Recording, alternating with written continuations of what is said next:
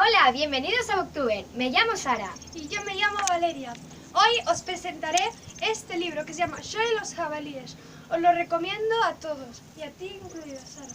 ¿Y de qué trata este libro? Trata de un perro que va con su amo a una caza de jabalíes. Y el perro está muy emocionado por ir y el amo creo que no tanto. ¿Y qué te ha parecido?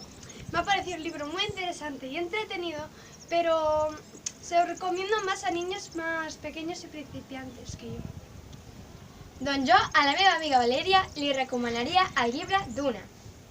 De què tracta?